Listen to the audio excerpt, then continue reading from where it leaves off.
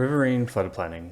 This presentation is designed to help answer the most frequently asked questions about river flooding and the strategies that we can adapt to help adjust to future changes. Flood resiliency planning is an integrated approach to help flood management that guides development and land uses to reduce flood risk and increase flood resilience of communities across the region. As shown here, the RDN is leading on a multi-year initiative based on this approach that consists of 4 key stages: flood mapping, risk assessment, options assessment, and strategy development and implementation of the actions identified in the strategy. This body of work is a collaborative initiative between RDN departments of planning, emergency services, and water services, member jurisdictions, and the provincial government. Illustrated by the bottom figure, river flooding typically occurs after snow accumulates in the mountains and is followed by an intense rainfall event that causes rapid snowmelt. The snowmelt flows downward, raising the river levels beyond the riverbank's capacity. Shown in the figure above, the areas next to the river that are vulnerable to flooding are known as the floodplain. Here, on the east coast of Vancouver Island, flooding usually occurs in the late or early winter as a result of storms carrying moisture from the Pacific Ocean eastward across the island.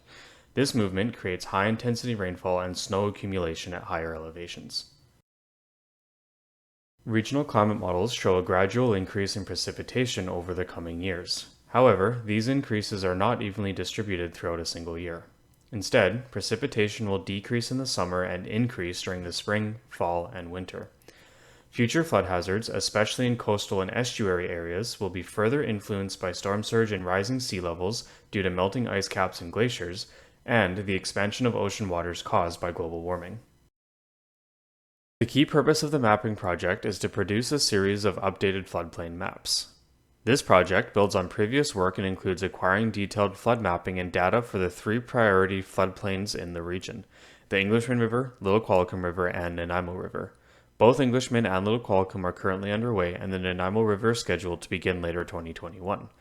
The outcome of this work will allow the RDN to update existing maps and land use regulations to guide future development and help kickstart a community conversation on the future management of these areas. Floodplain maps are a type of flood hazard mapping that show the geographical location of land that is susceptible to flooding from an adjacent water body.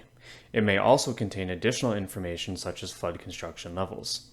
The RDN has mapped 3 floodplains: the Little Qualicum River, the Englishman River, and the Nanaimo River. The flood construction level, or FCL, is the minimum required elevation that buildings can be constructed at in areas exposed to flooding.